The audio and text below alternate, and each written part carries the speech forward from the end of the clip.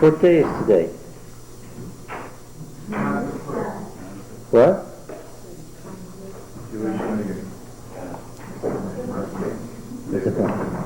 What is it? Yom Kippur. What is Yom Kippur for the people who missed it? Day of Atonement. Yeah. That's not a very good translation if you remember. What is it really? Well, that's the other side of the connotation. What is it literally? Yom Kippur literally is what? What's the verb kafer? It is to cover. Literally, what is this? It's the day of covering. Now, I don't know if I ever pointed it out explicitly, but now is a wonderful time to do so. When we were studying Deuteronomy and the contrast between D and P, remember all that? What does the description of the Day of Atonement look like in Deuteronomy? Can you remember the chapter in Deuteronomy that has the Day of Atonement in it? What chapter did you say, Lucy? Of course not. Well, that's not so good. Well, we would find it in what section of Deuteronomy? What section of Deuteronomy would we find it in? What does Deuteronomy contain in the center of it, just as Leviticus contains a similar thing and Exodus contains a similar thing? What? The D code. What's the one called in Leviticus? The Holiness code from you shall be holy as I am holy. And what's the code called? Do you remember that, Richard, in Exodus?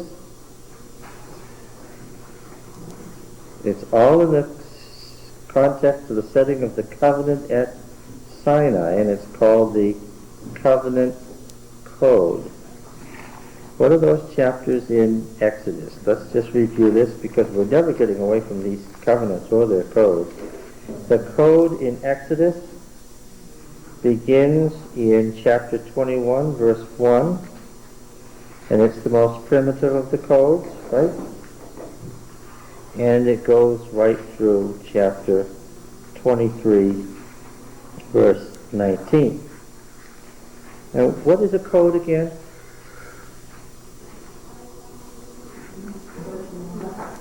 A bunch of laws. It's a highly technical way of explaining it. So see, can you improve on that at all? A bunch of laws. Isn't that correct? Although I think we should go a little further than that. You were recently asleep, so bunch is the best word you can come up with. Okay, you still, huh? I haven't been asleep yet. You'd like to be asleep. Okay. Well, a code is indeed a collection of laws having some internal consistency and theological viewpoint in the Bible. Where is the holiness code found in Leviticus?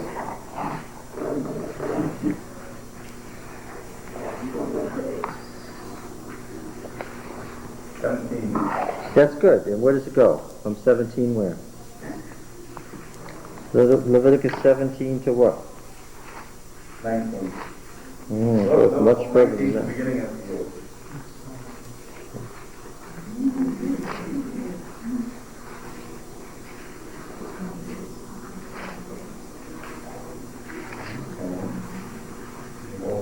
Yeah. Well, what does the holiness code very naturally culminate in? It culminates in the blessings and curses. And where are they? The blessings for keeping the code and the curses for not keeping the code. And what chapter is that? 26. Oh, yes. And where is the D code? Where is that found? What chapters of Deuteronomy? Beginning at what chapter?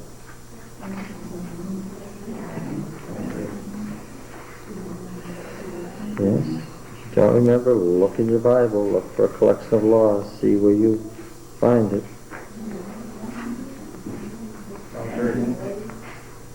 That's where it begins? I don't think so. I mean,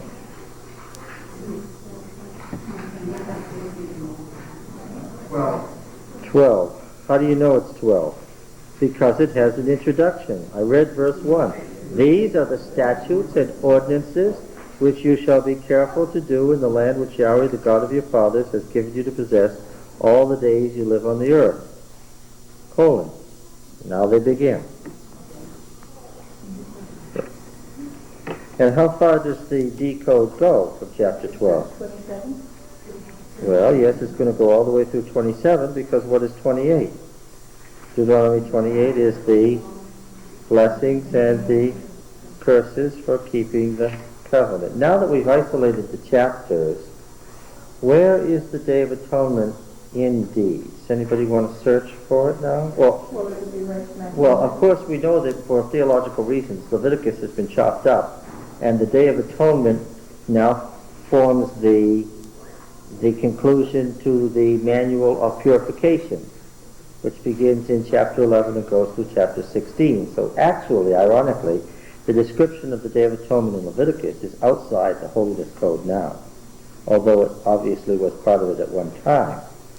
So Leviticus 16 is where we find the Day of Atonement in P.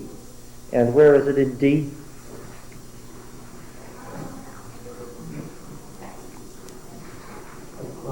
What? what was the question again? The Day of Atonement. Where is the Day of Atonement in D?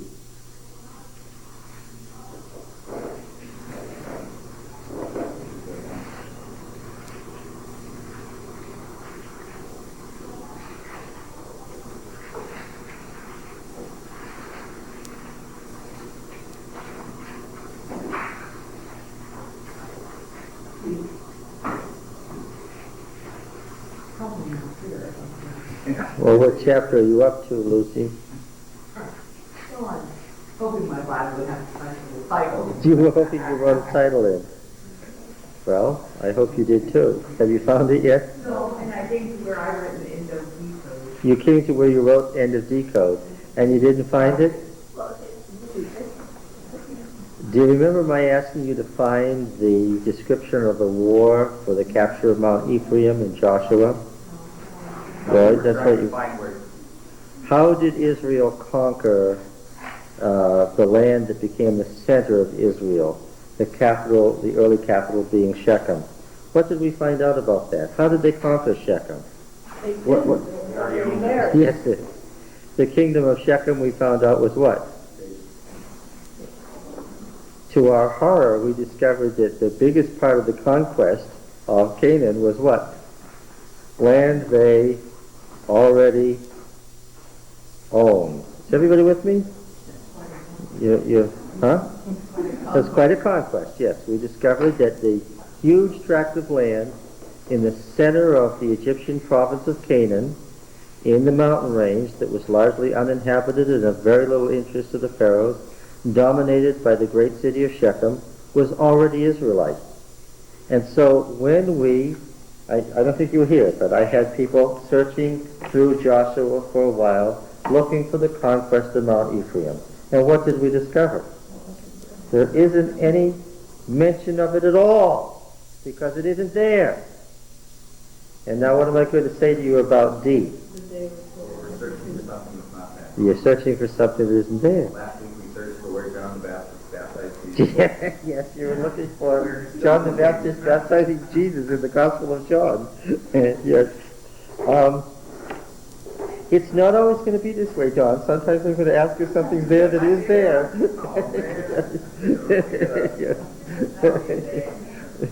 It may happen today.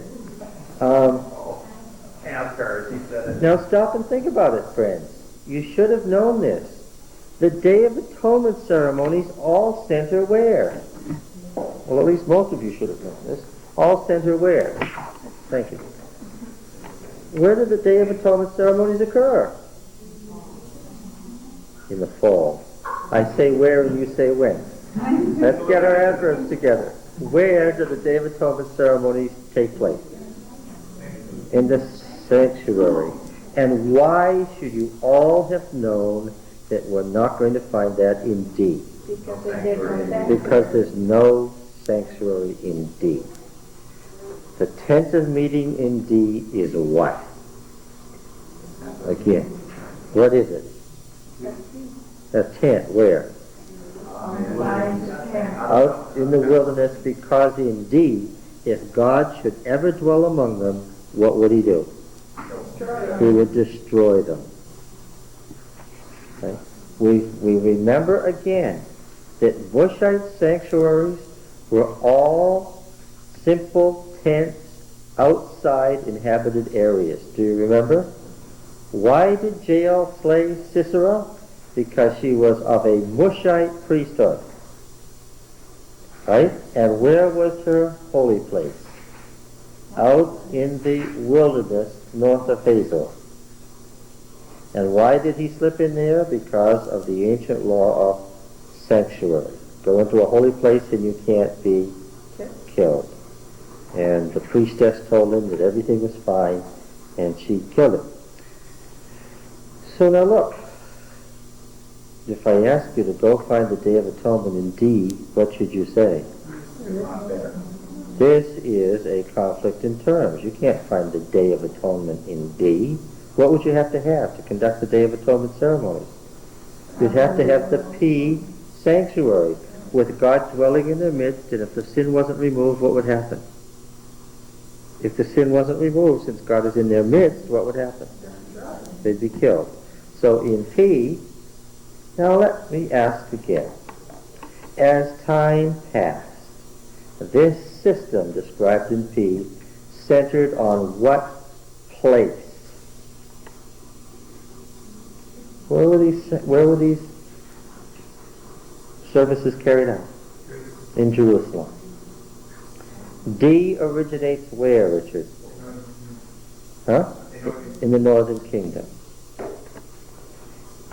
Had we lived in Israel, what would today be? Well, follow it through. If you're following, you'll get it. What would today be had we lived in Israel? You want to move the Passover from the spring to the fall. Richard, had we lived in Israel, what would today be? The answer is it would be the Sabbath. Had we lived in Judah, what would today be? What would it be? The Day of Atonement. Explain it. Again, let's try it again. There were two kingdoms, two denominations, two different religions, each of them Yahweh developed. Yes. P represents which? The Day of Atonement. P represents, that's right, P represents which? The sanctuary. And what kingdom? The northern. See, that's what he's, Okay, the southern. You did know that. The sanctuary is a parallel and prior structure to what? Same dimensions, same rooms, everything to what? The sanctuary of the wilderness is the predecessor of what? The temple at Jerusalem. Okay? Right? And that's where we have the Day of Atonement. Judah, southern kingdom. In D, because we don't have any such sanctuary, there's no Day of Atonement.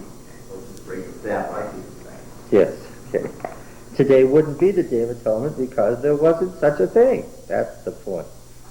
But did they indeed have a feast anyhow around that time, just like they did in the...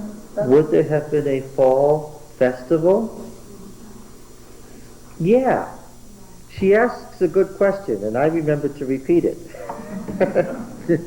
She says, would they have had, anyway, since the whole land was centered on the agrarian cycle, would they have had a fall festival?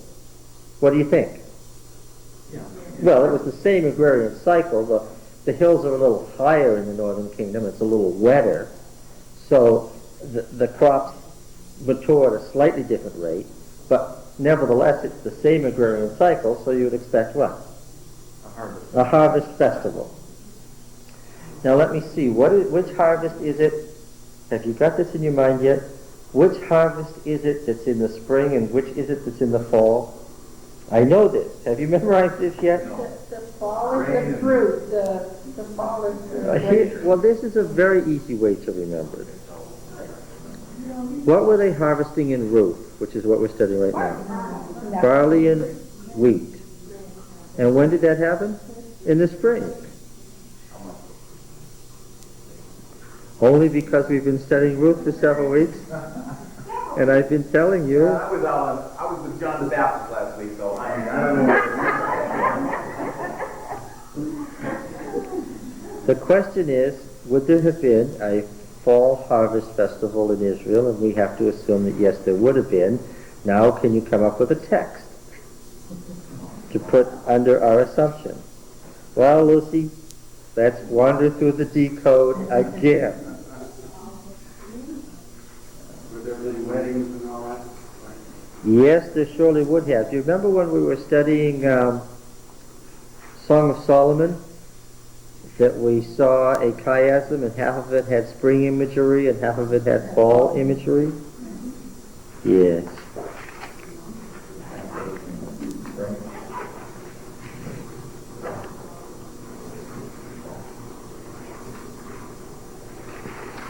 Anyone? 24:19. I don't know. I haven't gotten that far. I was in 16 when they're talking about feast. That's spring, all right. That directly relates to the book of Ruth. Lucy's got the chapter, but you found an interesting verse. The verse 24:19 says, "When you reap your harvest in your field, and have forgotten a sheaf in the field, you shall not go back to get it.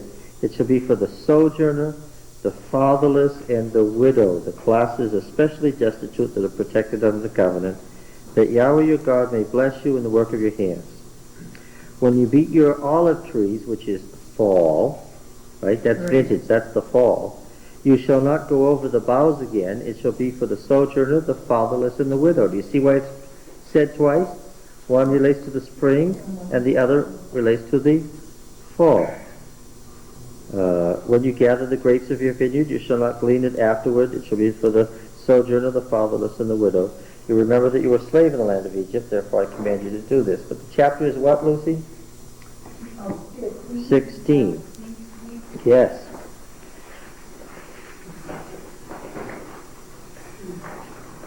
"Observe the month of Aviv, and keep the Passover to Yahweh your God. For in the month of Aviv, Yahweh your God brought you out of Egypt by night. And you shall offer the Passover sacrifice to Yahweh your God from the flock of the herd at the place which Yahweh will choose to make his name dwell there." Do you remember how shocked we were when we read this? Because what is the Passover in P? How is it conducted? How is the Passover ceremony? How's it done? How did they do it? Huh? Yeah, I know what they ate. How did they do it? Did they go to the temple at the place where Yahweh your God will choose? How did they do it though? They stayed home. Every family what? And if a family was too small, what did they do? They ate with the family next door. What is it here? "You shall eat no unleavened bread with it. 7 days you shall eat it with unleavened bread, the bread of affliction, for you came out of the land of Egypt in hurried flight. But all the days of your life you may remember the day you came out of the land of Egypt. No leaven shall be seen with you in any of your territory for 7 days, nor shall any of the flesh of your which you sacrifice in the evening of the first day remain until morning. You may not offer the Passover sacrifice," and notice it's a sacrifice here, "within any of your towns which Yahweh your God gives you. But at the place which Yahweh your God will choose to make his name dwell in it, there you shall offer the Passover sacrifice in the evening at the going down of the sun, at the time you came out of Egypt, and you shall boil it and eat it at the place which Yahweh your God will choose. And in the morning you shall go to your tents. For 6 days you shall eat unleavened bread. The 7th day there shall be a solemn assembly." How does this differ from the Passover in the south? South? What's the Passover in P like? It's not a sacrifice at all. What is it in P? It's a family feast, a family gathering. What? Not feeding. Not in peace. In this. Yes, here, yes, you have to go to the There couldn't have been sanctuary. that many people packing up and going on to certain places. Well, there was more than one sanctuary, we know that. Yeah. What were some of the places? Bethel, Shiloh, Dan, you know. And then, Lucy, the next verse, you shall count 7 weeks to begin to count the 7 weeks from the time you put in the sickle to the standing grain. This is Pentecost. This is still the spring, right? The next 7 weeks are the 7 weeks of the spring harvest. Then you shall keep the Feast of Weeks to Yahweh your God with the tribute of a freewill offering from your hand, which you shall give as Yahweh your God blesses you. And you shall rejoice before Yahweh your God, you and your son and daughter, your manservant, your maidservant, the Levite who is within your town, the sojourner, the fatherless, and the widow who are among you, at the place which Yahweh your God will choose to make his name dwell there. Remember the name theology. You shall remember that you were a slave in Egypt, and you shall be careful to observe these statutes. Okay? Now then, you shall keep the feast of Sukkot, not tabernacles. I don't want you to use that word because you're going to get it confused with the word tabernacle, like the tabernacle in wilderness. What does this mean? It means literally hut, H-U-T, huts. Oh, you can call it booth if you want to, but a booth sounds like something at the fair in modern English. This is the Feast of Huts. Where were they to get these huts? Make them. Lean-tos. You shall keep the Feast of Sukkot 7 days, when you make your ingathering from your threshing floor and your winepress. What is this? This is fall. You shall rejoice in your feast, you and your son and your daughter, your manservant, your maidservant, your Levite, the sojourner and the fatherless. We noticed this before. What kind of a period is the fall harvest festival in P? It's solemn. It's solemn. It's somber. It's scary. It's sin-laden. It's dangerous. And what was it in the Northern Kingdom? The opposite. Yeah. It was, you notice that the spring festival in the Northern Kingdom is what? It's solemn. Right? The Passover is a sacrifice. Then you go to unleavened bread, and you observe the feast of unleavened bread. I can't say feast, you observe the ritual of unleavened bread for 7 days. And then you finish it off with the 7th day. It's very solemn in the spring. And in the fall, what? Yes, now you have rejoicing. Okay, explain it to us. But that makes more We'll sense. need to explain it. I don't The two kingdoms developed exactly the opposite tradition. Why? Just because. Don't have to say why. It just happened. I want to know why. Well, you just have to ask them when you get They're both harvest festivals. You can either take the attitude that it's dangerous or it's happy for either one. They happen to have ended up on opposite cycles. And then how? Maybe Why couldn't they be happy on both? Why would you harvest dangerous? because it's the end of the cycle and the beginning of a new one, where you always pass through the season of judgment. When you've got standing grain, what can happen? You've got 7 weeks to get it in. What could happen? You have a thunderstorm, then what? And what's going to happen to you? Starve to death. So when they were done, why didn't they have a happy festival? Well, one did it, the other didn't. And they had to look forward to the fertility for the new season. Yeah, that happened at the Feast of Weeks of Pentecost in the Northern Kingdom. After the harvest was in, not before, as in the Southern Kingdom. But they did have a happy one afterward. Well, the Feast of Weeks looks pretty happy.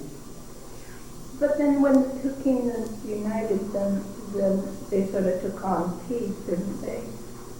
Well, here's an irony. The Southern Kingdom represents both situations, ultimately. Why? You have to remember this. This very, very ironic thing happened. Which kingdom outlasted the other? The Southern Kingdom outlasted the other. So then P finally won, right? No, because the northerners took over at first. Because in Josiah, that's the whole point. What did they do? They adopted what? Deed. Right.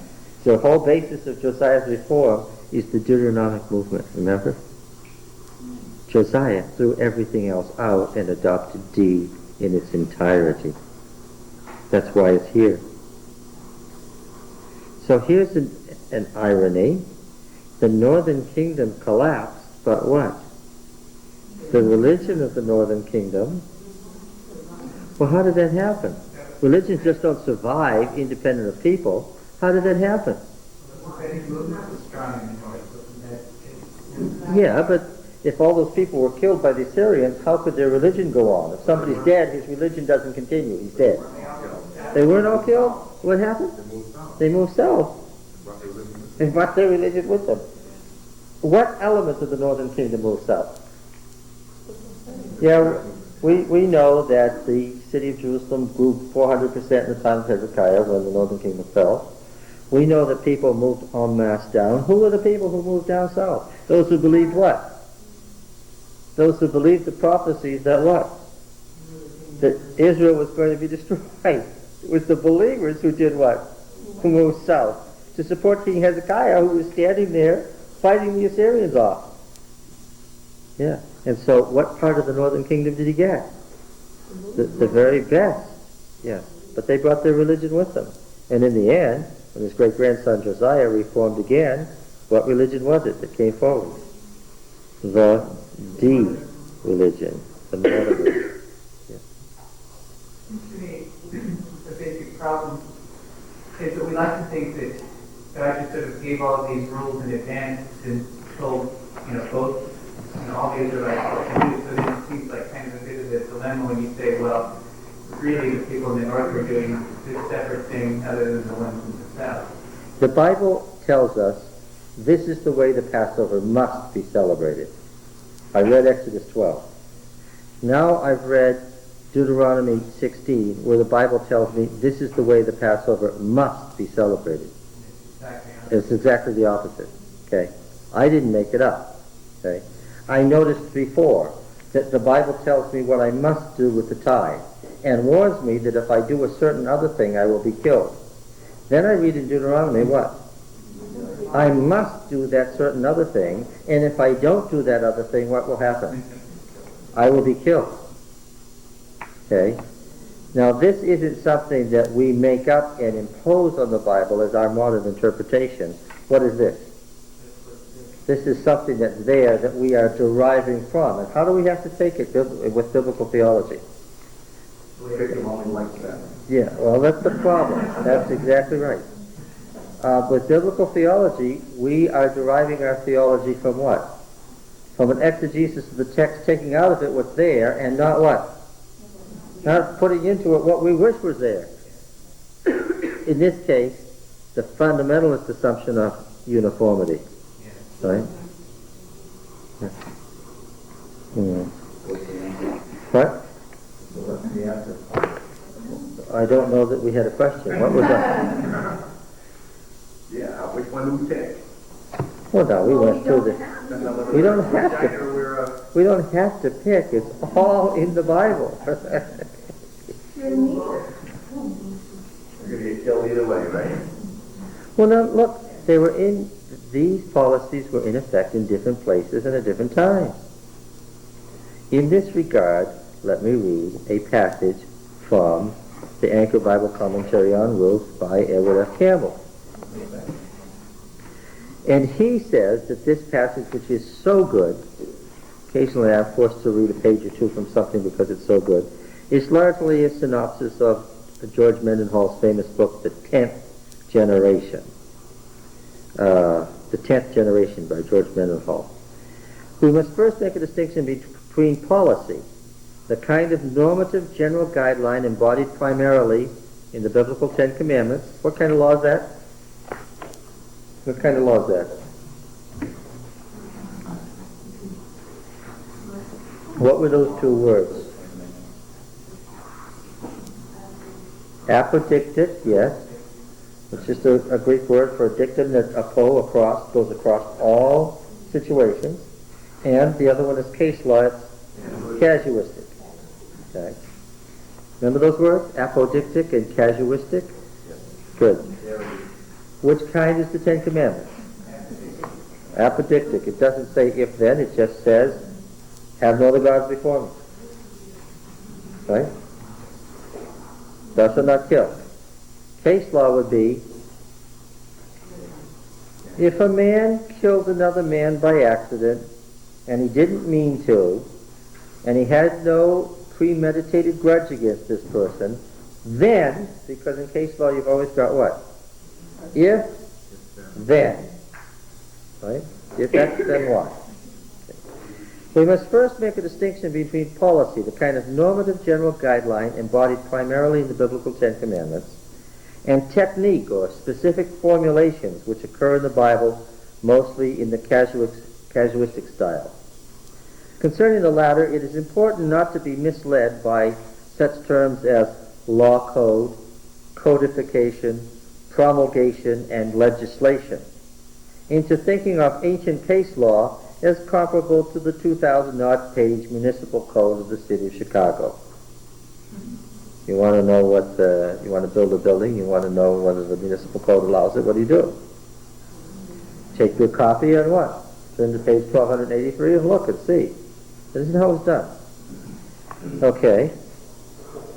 What we have in case law is a collection of precedents which have arisen from specific experiences, preserved as references for settling similar cases, especially the difficult ones. In the codes, a selection from a large pool of available legal law is codified. The pool from which the selection was made contained inconsistencies, due in largest measure to the fact that customary precedents arose within local contexts and over a long period of time. You following? Early in Israel's life as a people, in the period we know now as the time of the judges, and continuing down into the monarchic period, the place where most civil cases were settled was in the local town gate. And the ones to render such decisions were the town elders. We noticed in D that except for the Levitical court that was set up in chapter 17, which is an anachronism from a much later time, all the cases are settled by whom? The town fathers. You've got 13 examples of capital punishment in the D code. And in every one of those cases of capital punishment, who is it that renders the verdict? The local fathers. Okay.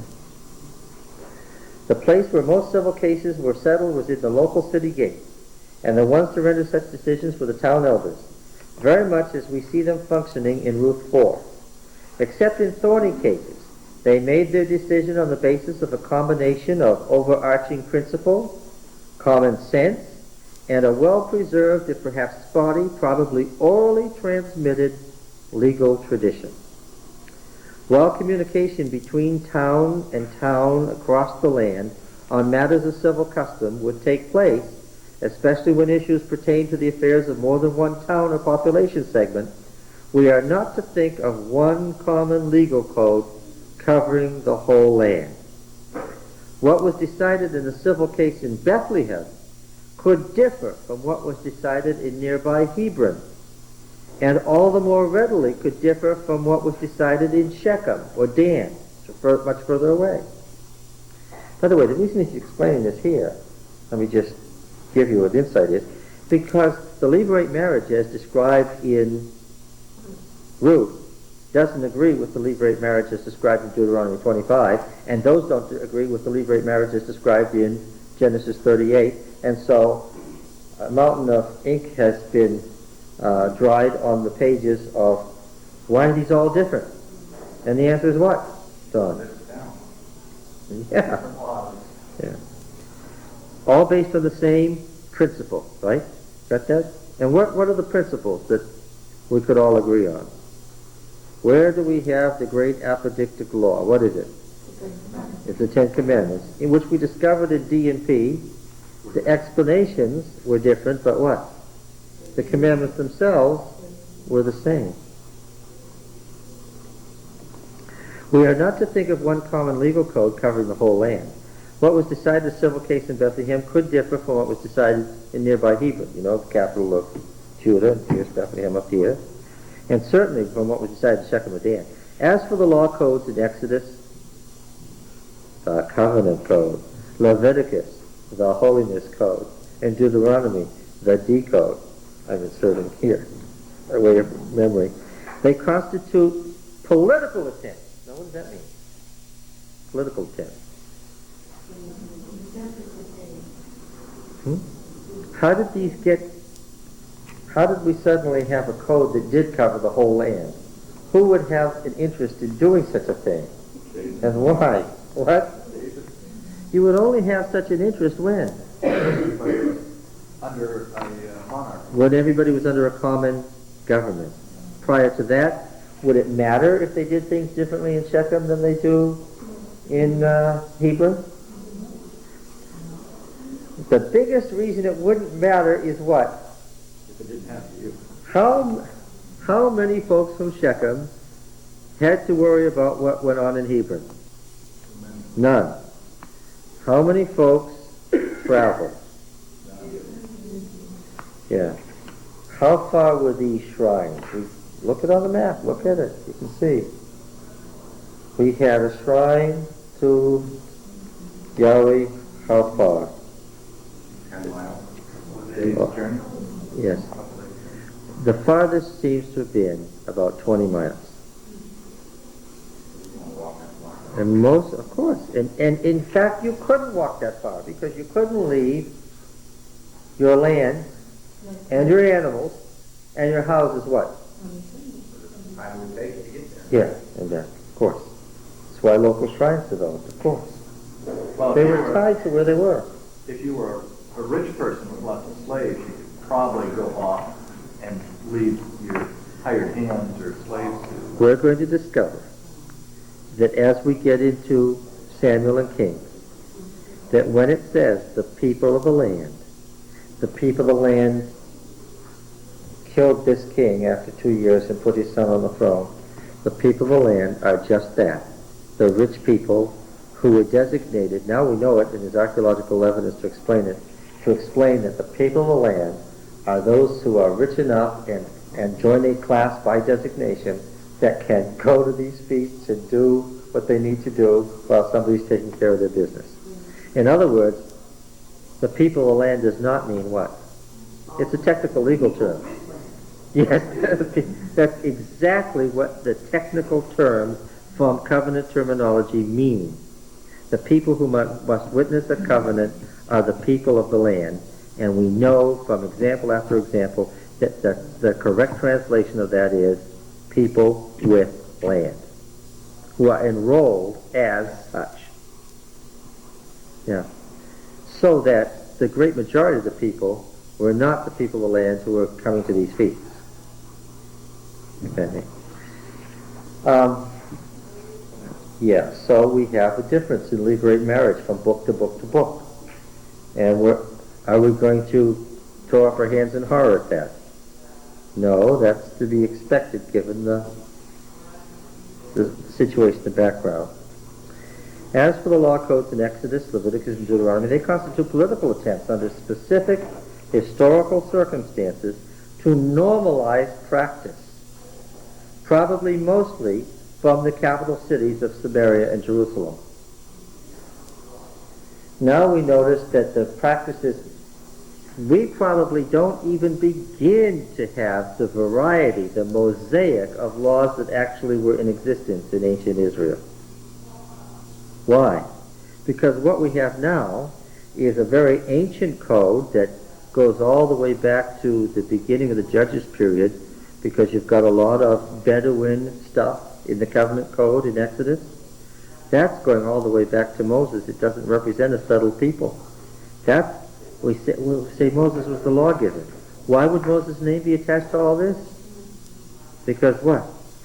Moses was in office. Yes. And he was the first, what? He was the first lawgiver. first lawgiver. He was the first judge. And when Moses died, who was Moses? Listen carefully to what I said. When Moses died, who was Moses? Joshua. And when Joshua died, who was Moses? Let's see if you can get this one, wise people. When Joshua died, who was Moses? It was, what? I think you have it. Do you remember the story of Caleb? And Caleb's son-in-law became the next judge. That's early in Judges. Has he gotten it?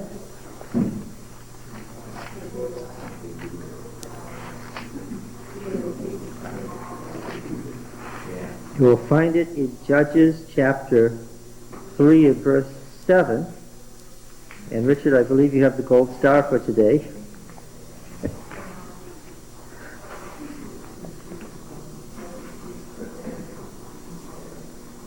And there it is in verse, 9? So delivered them Othniel the son of Kenaz, Caleb's younger brother. Caleb's nephew, to whom he gave his territory. Caleb, Joshua's colleague there, his nephew, became the next Moses. All right. So then, Lucy, why is it that we have only two major codes that conflict one with another? We have the H code and the D code, the Deuteronomic code and the Holiness code. We've got two major systems that conflict one with another in the details. Same principles, but the details conflicted. Item after item after item after item, they conflict. Why is that? Why do we have only two? Because ultimately, who would have normalized this thing into the leaders of the two kingdoms? Yes, who would have found it worthwhile not to have different laws going on from city to city in their kingdoms. Okay? So it's not surprising to us that the Levitical code and the Deuteronomic code disagree with each other, one with another. Okay? But we must understand that even as we look at the Holiness code, there's whole big swatches of areas of daily life that are missing. Because of course these are examples, they are the high points.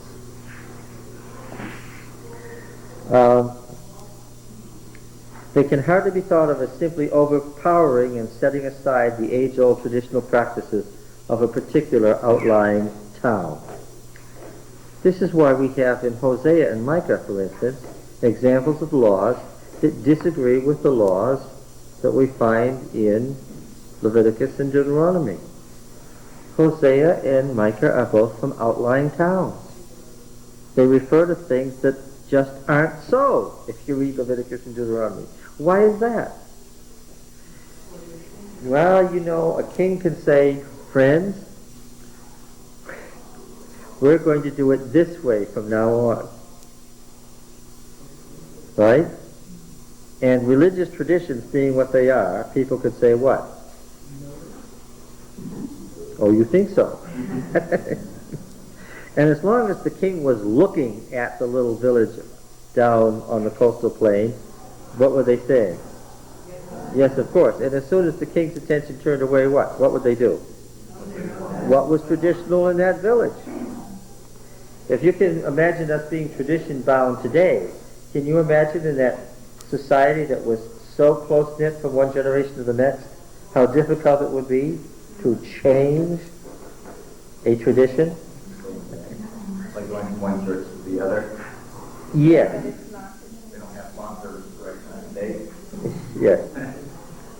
And even more so, because of course we have to remember that in each of these places where they had these laws, what did they say to themselves and to each other about the origin of these laws? God told Moses, who told so-and-so, who told so-and-so, who told so-and-so, who told us, what? That this is the way. And the way they do it over there, what? That's the wrong way. And along came David and changed everything, the whole tribal structure and everything. And how did folks feel about that? No wonder he had a dozen rebellions to put down during his reign, all of them internal.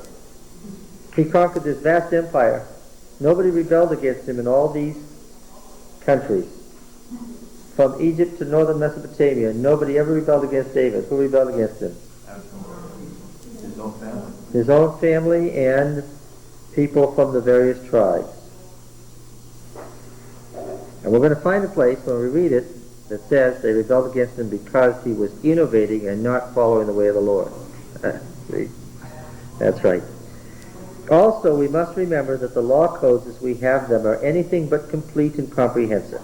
For example, the Book of the Covenant in Exodus 20 to 23 contains almost no family law. The very kind of law that would include marriage and inheritance regulations.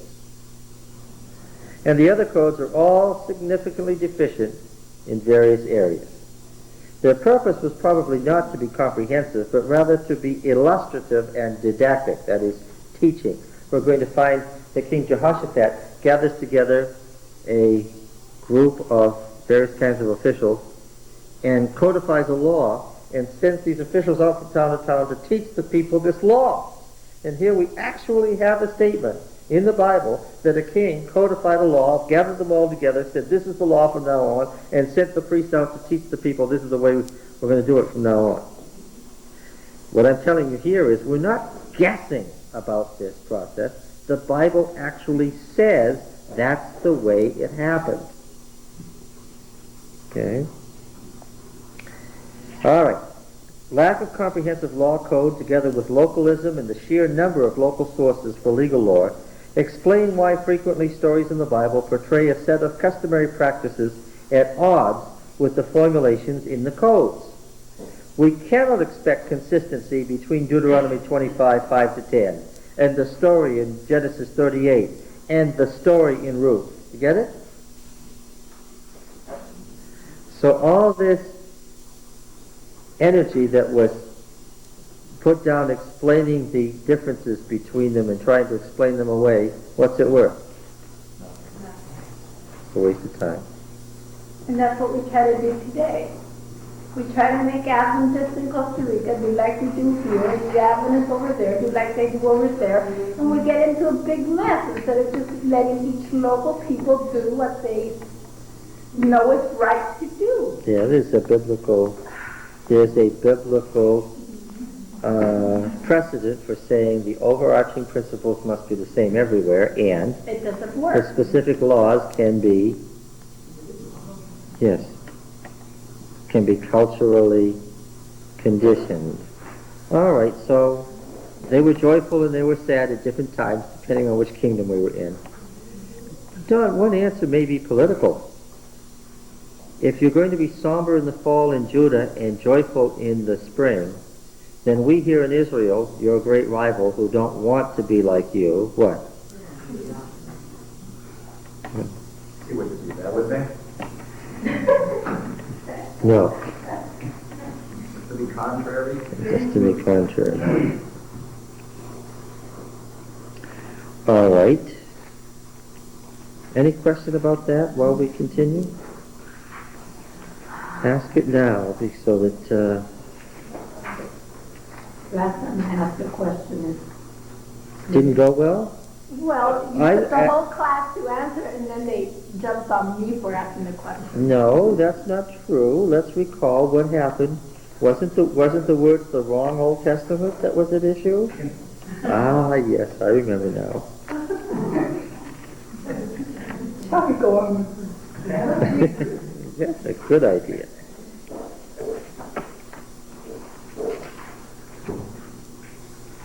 We commented on chapter 1 on the use of the term turn and return for repentance and the double entendres that the author loves, and how Naomi gives Ruth probably the worst advice in the Bible because of her preoccupation with herself, and Ruth's extremely strong statement that there's no way to get away from me actually silences Naomi, says she said no more, verse 18.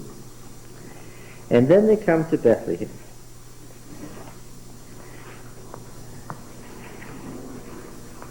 And again, what is the irony of the setting being Bethlehem? What's the irony of the setting being Bethlehem? Bethlehem, that means food, house of bread. Yeah. House of food. Bread is the Specific translation. house of food. And what did I say in Judges about all these towns that have the word Beth as their beginning word? They represented temples. They were temple sites, or at least shrines or high places to various local fertility gods. So this high place would have been to what? To food. What does that lead you to believe about the region around Bethlehem? Fertile. It was fertile, yes. Fields, right? Mhm.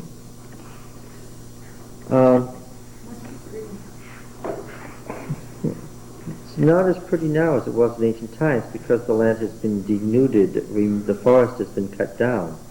And the result of cutting the forest down was what?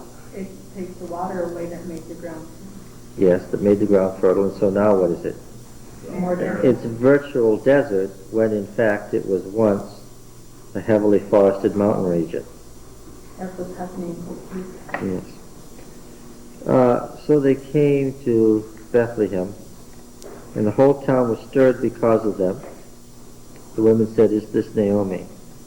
Now, we looked at the names, and we discovered that Naomi is probably a sentence name that says, "My delight is X." And X would have been a divine name that has been left out. My delight, or my delight is as close as we can get to it. She says, "Don't call me Naomi, but call me Mara. For Shaddai has dealt very bitterly with me. I went away full, and Yahweh brought me back empty." Why call me Naomi when Yahweh has answered me in a judicial sense, directed sentence against me? Don't let the word afflicted confuse you, because the translations have confused the root of ana, to answer in a judicial sense, with the root of the word to afflict, to bow down, to be full of sorrow and woe. Well, there's specific things going on here that are of importance.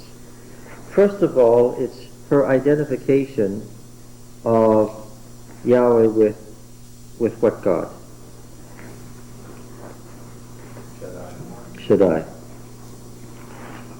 Yeah. What was that progression in P? What was that progression in P? L, Shaddai, and no, L, Shaddai. What's the next revelation? No, Yahweh. He reveals himself to Moses according to P as Yahweh, and they haven't known that name before. What was the special function of Shaddai? Well, let's look at some passages, shall we? Genesis 17. Does anybody remember, after all these years, what Genesis 17 is? Genesis 12, 15, and 17 are all recitations of the Abrahamic covenant. This is one of those key chapters that we remember. I know we've got quite a lot of key chapters by now, but Genesis 17 was one of them. When Abram was 99 years old, Yahweh appeared to Abram and said to him, "I am El Shaddai." In the patriarchal stories, before we get the imposition of the editor, in the patriarchal stories consistently, who is the God of the patriarchs?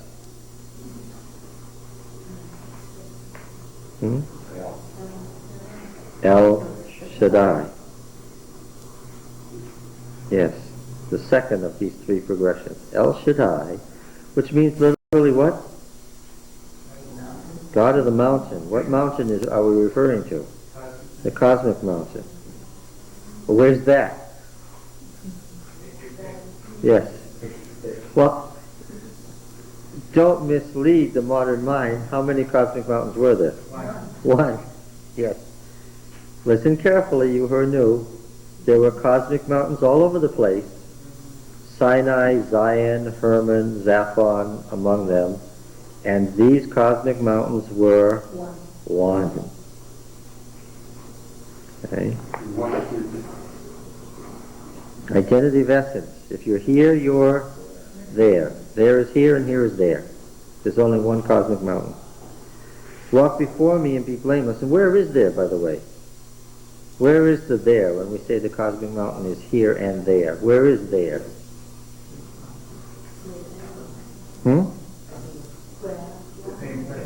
But where is that place? Where El Shaddai is, that's right. And where is that? Now we're going in a circle. Where was the cosmic mountain? I'm looking for a place. Where the North Star is, yes. Sitting on the circumpolar stars. In all the ancient...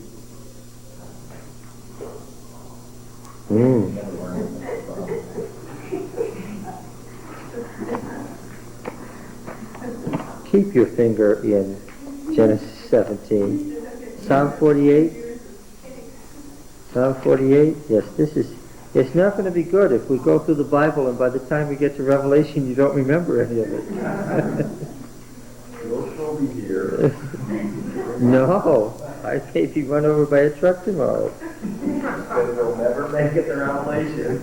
That's right. And you better be getting some principles down or you're going to be thinking that it's about to be fulfilled in 1994. Let's see. Great is Yahweh and greatly to be praised in the city of our God.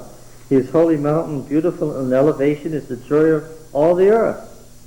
It's certainly a cosmic mountain praise. Mount Zion in the far north.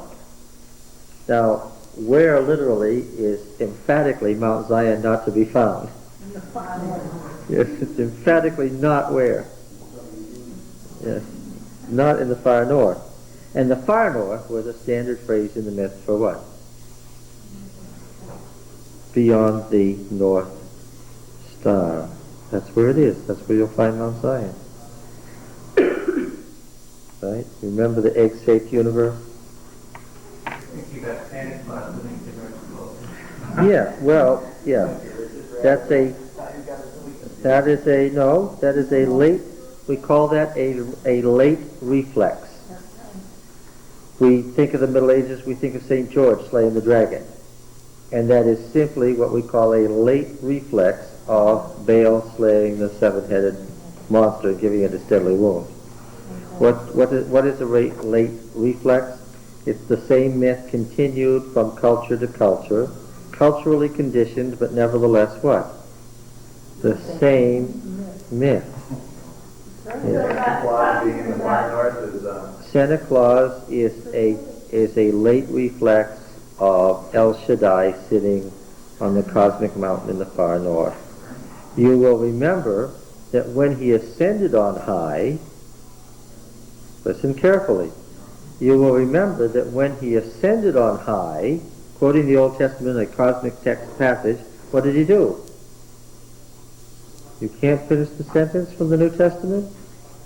When he ascended on high, he gave gifts to men. Exactly what the gods did when they gathered on the cosmic mountain. They gave gifts. Yeah. In Canaan, they dropped them down to the little holes in the roof. We have a chimney there, but that's okay. Okay. So how does this progression of the star, how does that, how do we get to the Jerusalem, which will be in the in the cosmic? Well, it's a logical progression. What is on the top of these cosmic mountains? What's there? Huh? A palace. Now you will remember that the Semitic languages don't have a word for palace.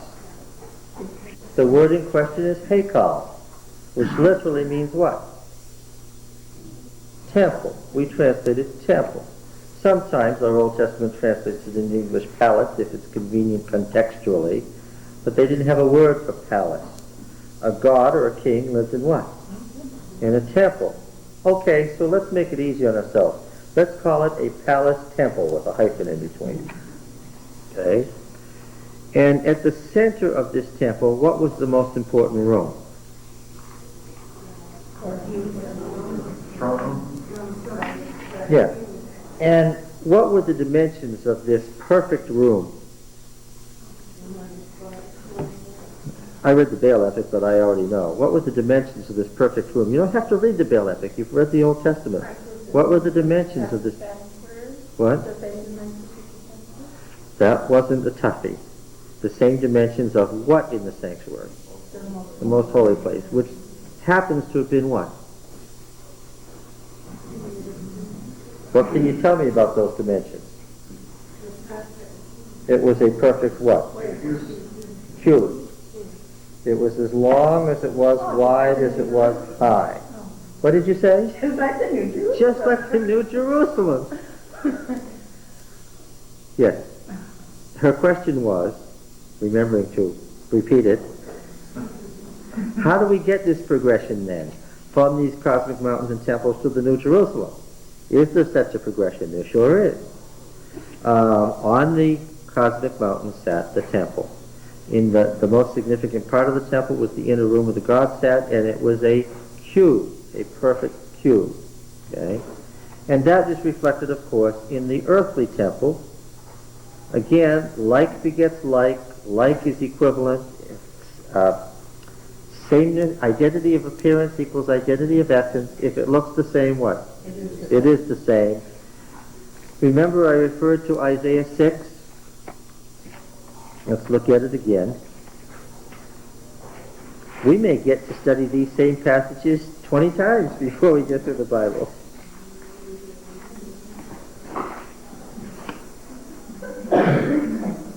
In the year that King Josiah died, which was a very, very, very tragic year for Judah because a good king passed off the scene and a bad king took control. This is very, very ominous. Okay? 6. Famous passage, the call of Isaiah. Oh, there's even something in this passage that has to do with Ruth 3.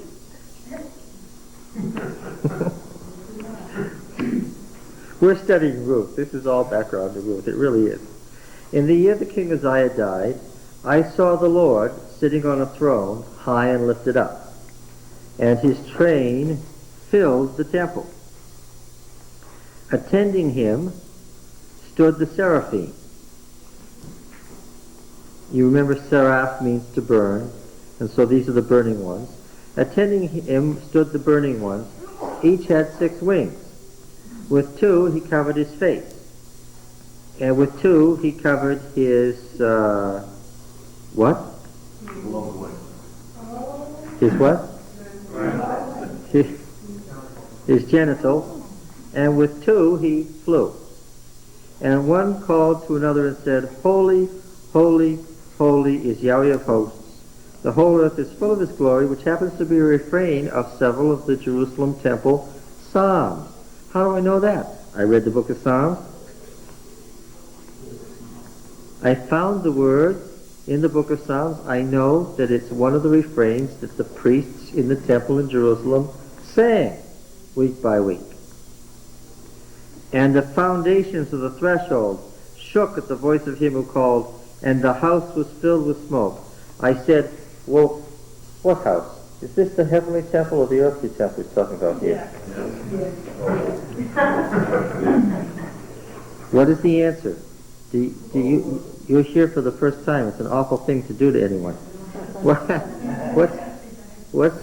What's the answer to the question, is it the heavenly temple or the earthly temple? See, you used a word that no ancient person would have had the foggiest notion of what you were talking about. And see, our problem in interpreting the Bible, in doing exegesis, is we're going to try to get out of modern thought forms and go back there to the ancient mind and see what those people thought who wrote the Bible and who were first listening. That's the big deal in exegesis, isn't it? Our constant attempt not to be ourselves, but to become what? Them. This is tough sledding.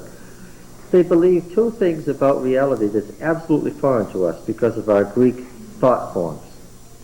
They believe that you could be here and there at the same time. That here could be there and there could be here. And that is absolutely, totally foreign to us, isn't it? We take as a given that if you're here, we absolutely know that if you're here, what? You're not there. They had another equally annoying assumption. They believed that you could be in the now and also in then. That you could be in the present and in the past and the future at the same time. They didn't think that because it was now, it wasn't then. This disturbing set of presuppositions results in a whole series of oddities. Isaiah doesn't talk about, in this passage, the heavenly or the earthly temple. He talks as if he's in the earthly temple and sees what? And yet he doesn't talk as if he's having a vision. He talks as if God is actually what? There. Yes. As if God is actually what? Present. Yes. Because, see, when you say there, you're right away saying what? Here as opposed to there. But one of their givens was that identity of appearance equals identity of essence. The surrounding nations never thought they were idolaters. That's what annoyed them about the Hebrews. They never thought they were idolaters, because idolater means what? One who adores what? An idol. And what would they have been quick to tell us? They weren't idols. They were actual gods. Yes. It's not the physical statue. It's that the statue becomes what? Represents the god. Well, it's not represent. No, you do. It's the God. Once we make a statue that looks like Baal, then what happens? It becomes Baal. And is it the statue we worship? No, it's Baal we worship. See? They didn't get it. And this is why we have these passages claiming that the Hebrews were atheists. Because what? You couldn't see their god. They worshipped nothing. That was the charge against the Hebrews by their neighbors. It's actually survived archaeologically. The charge is they worshipped nothing. Now technically, is that correct? Yeah.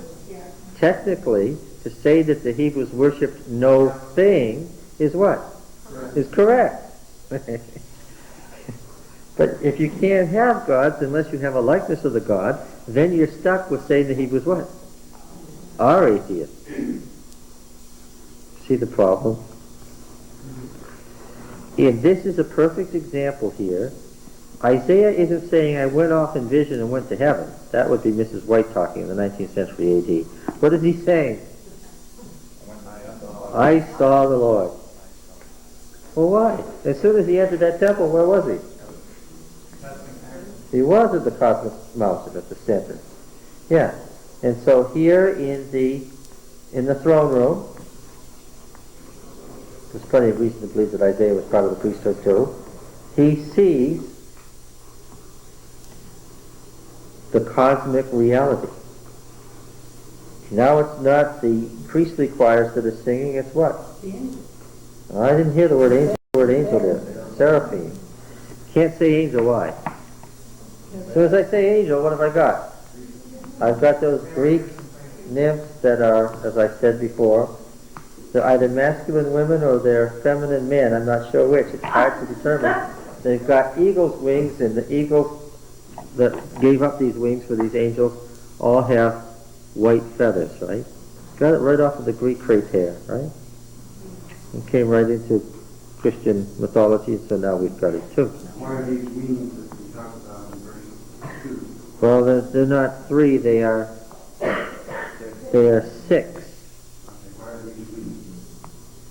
Well, have you ever seen a picture of them, of a seraphim? How about going into the library and taking a look in ancient Near Eastern pictures at some pictures of cherubim and seraphim as depicted by the ancients? So annoying. They didn't have the nerve to make their cherubim and seraphim look like our angels at all. That's awful. What? Our library. Go right over across the street. You know where they are? I'm sure she does.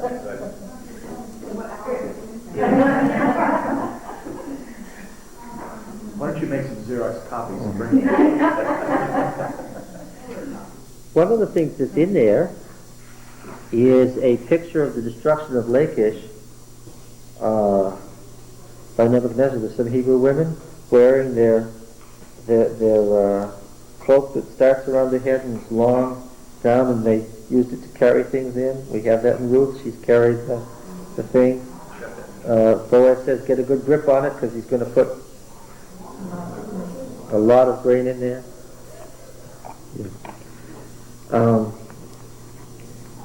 Yeah, there's a picture of the 7-headed dragon being slain, the deadly wound being given to the 6th head.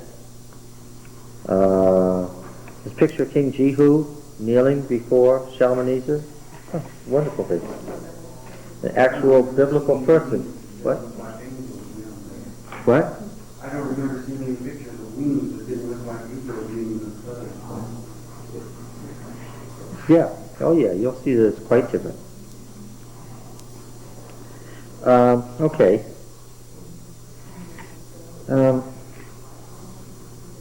Yes, now the actual dimensions of the most holy place as described in the Bible are found where? 1 Kings what?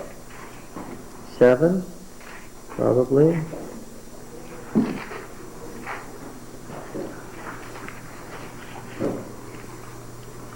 Uh, 1 Kings 6. You'll find the actual dimensions. You remember that the dimensions of the temple in Jerusalem were exactly double the dimensions of the sanctuary in the wilderness. The one was intended to be the forerunner of the other. You remember that David duplicated the sanctuary on Mount Zion before the temple was built? Okay. What? It wasn't a very big building. No, it wasn't a very big building. No. I'm thinking, some grand estate. Yeah. And of course, the inner sanctuary with its carved cherubim and seraphim and its carved trees was to represent what? I don't want to do an exegesis here of the Solomonic temple, but what did it represent? And remember when I say represent, the Garden of Eden. It was the Garden of God, because wherever God is, what will happen? Everything will be alive. So that when they carved these things on the walls and on the ceiling and on the floor, what did they conceive them as doing? Coming to life. That's why in the Chronicles of Narnia, when that land comes, the trees come to life. Thank you. You might read by a British scholar named Fraser a famous work called The Golden Bow, in which he describes how mythology develops alike all over the world and can remain consistent and has remained consistent for thousands of years. One reason that the Bible works is that it has the same archetypal symbols that people are familiar with. The Golden Bow. Fraser. And as with every British author, he has 3 initials in front of it. I don't remember what they are.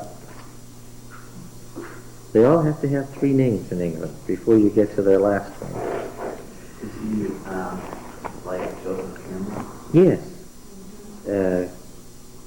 One of Campbell's forerunners. So what we were saying was then that the most holy place of the temple was a perfect cube And where is this passage now, Sharon? 26, What is it? 11, No, I'm trying to think if the question was, what's the progression from the cosmic mountain to the New Jerusalem?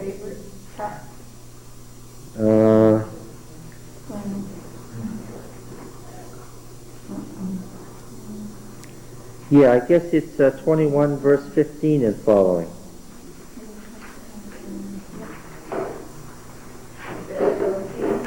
And the city itself becomes what?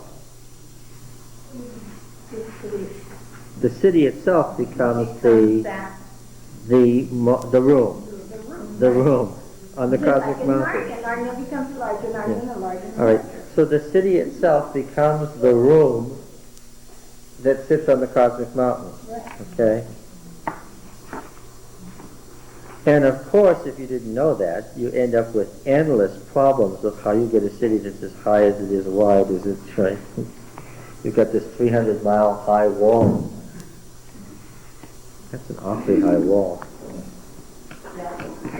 The atmosphere must be thicker. It would have to be. How high is the shuttle when it's flying around up there? 90 miles or so?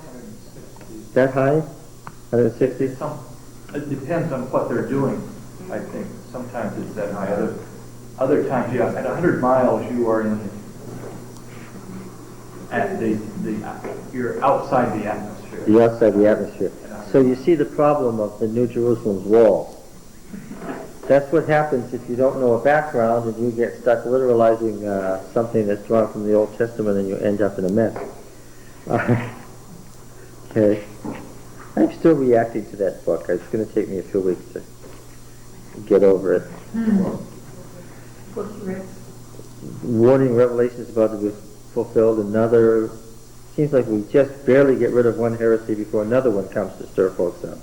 I think the Bible itself is interesting enough without some new exciting thing. Now, getting back, where are we here? Oh, I was trying to get to Shaddai. We were in Genesis 17.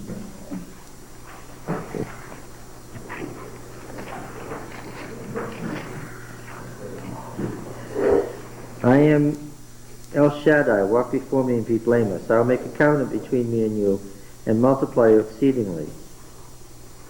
My covenant is with you. You'll be the father of a multitude of nations. So forth. An everlasting covenant. I will give to you and your descendants after you the land of your sojournings, all the land of Canaan, for an everlasting possession. I'll be their God. Yeah. All right. Exodus 28. Let's read Exodus 28 and verse 3.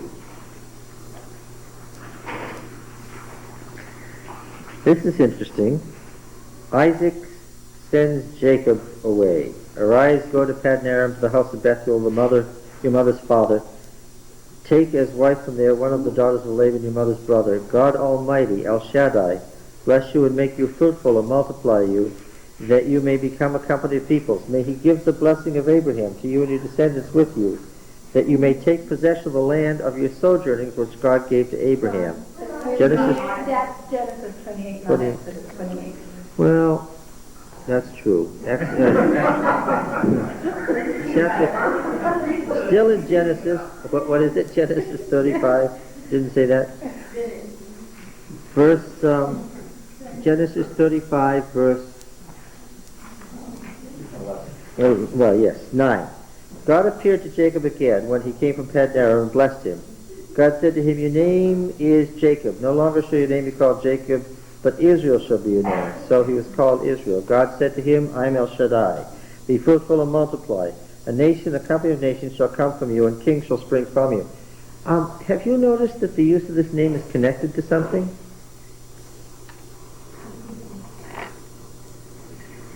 The land I gave to Abraham and Isaac I'll give to you, and to the descendants after you. So far it's been connected to what? Every time we've read it, it's been connected to the same thing. Genesis 43, 43, and verse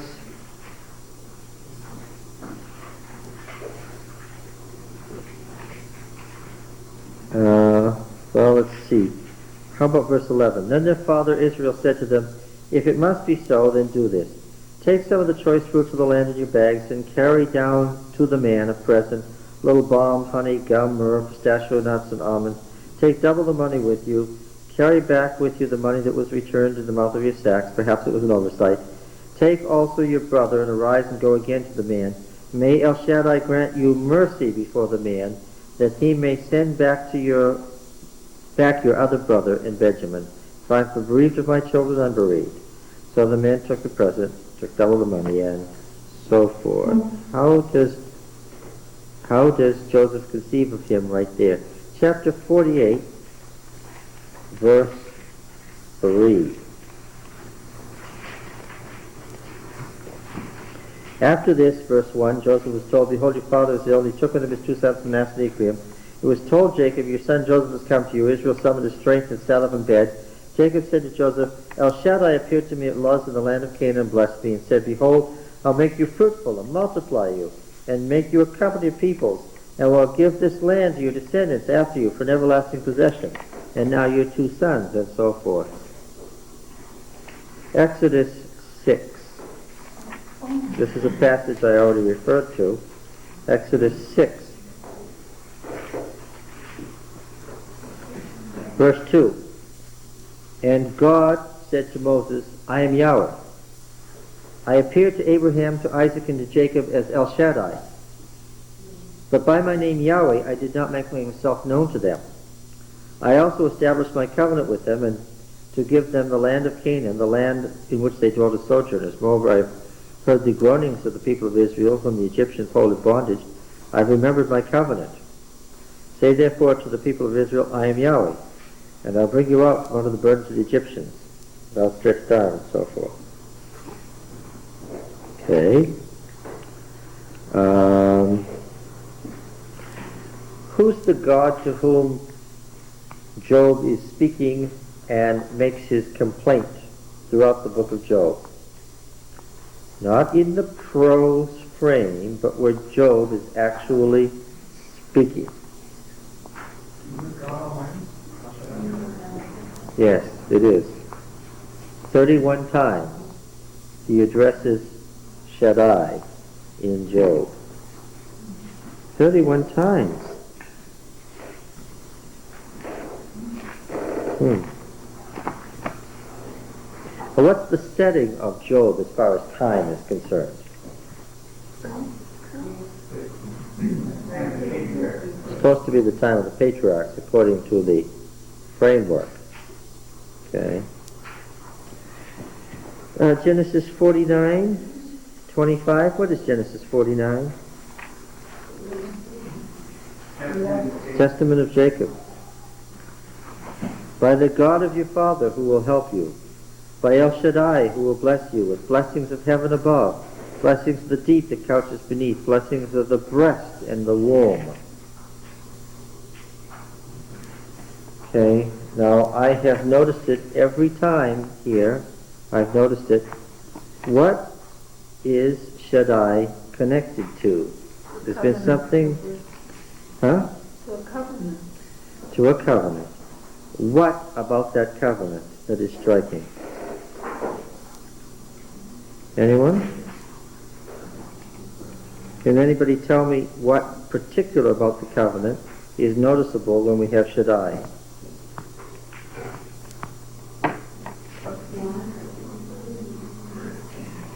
Pardon?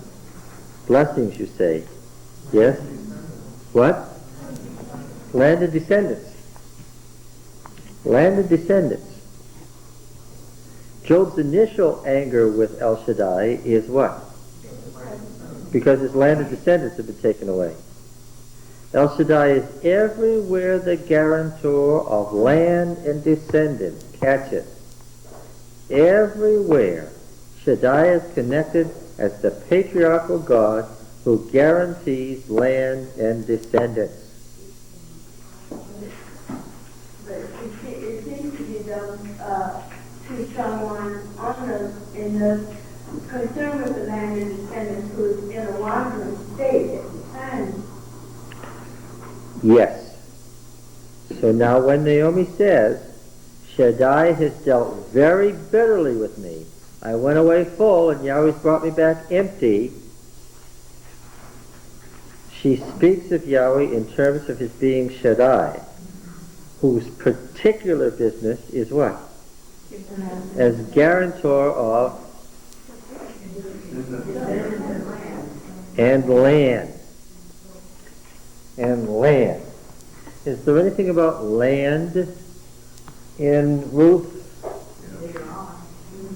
Well, see, the author in Ruth, as you well know, is subtle enough to introduce his themes long before he's ready to come to them, right?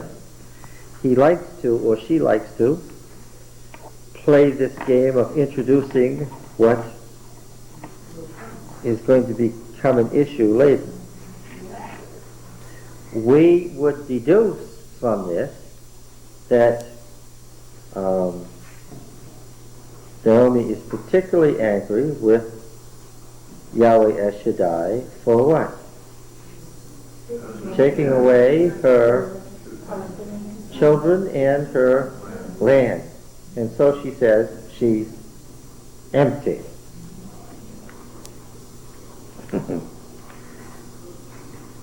And who does this remind you of? Job. Yes. Absolutely.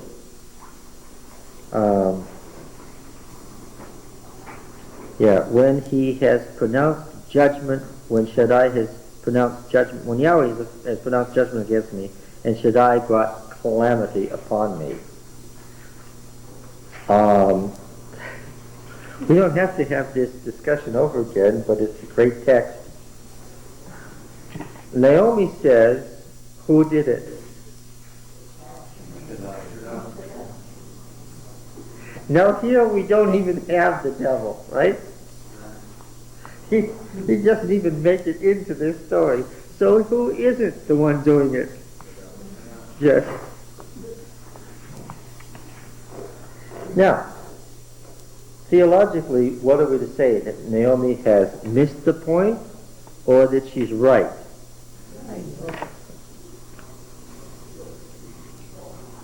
Well, who's going to... Well, yeah. So far, what have we seen? What are we led to believe? Is she wrong or is she right? She doesn't know the solution yet. She's very bitter about what? Is she stating the problem correctly? That's the question. Yeah. Yeah. Yeah. All right. She's lost children, and she apparently has lost land, and therefore, in essence, she's lost what? By losing descendants and land, she has lost what? She's lost the covenant relationship, because that's the promise of the covenant. She finds herself sort of outside of God's people, And that's what non-Nando means. outside of the covenant blessing. Okay?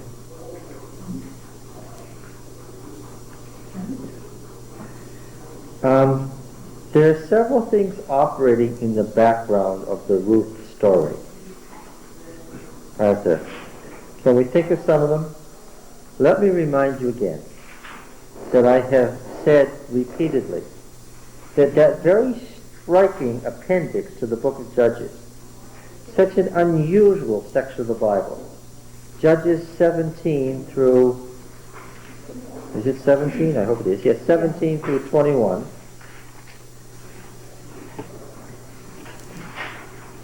We've said repeatedly contains some very, very unusual and strange Hebrew idioms. There are ways of saying things, and there are portrayals there that are quite unlike anything else in the Old Testament. And yes, and I said to you that much of the oddity of language and style that we find in Judges 17 to 21 arises from the language, idioms, thought form, and interests of the book of Ruth. I suggested to you that the author of Judges 17 to 21 was who?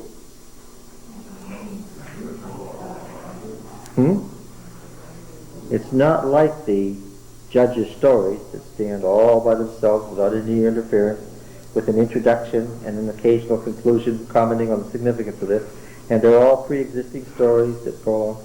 This is a free composition. Who's the author? Yeah, not even close. The author of Ruth is early monarchic. It's been around for centuries by the time the appendix to Judges is written. Again, who is the author of the appendix to Judges? Jeremiah. Well, we should say, so as not to be too specific, somebody in the Deuteronomic school, writing in Josiah's time, has composed this with what in front of him? All of them. Well, yes, but with what in front of him in particular as he writes the appendix? Yes. Now, let's look at the appendix again. In what sort of things does it have in it? Well, it begins with Micah the Ephraimite making an image. I have a question about that Ephraimite business. This, that Ruth and them are Ephraimites, right?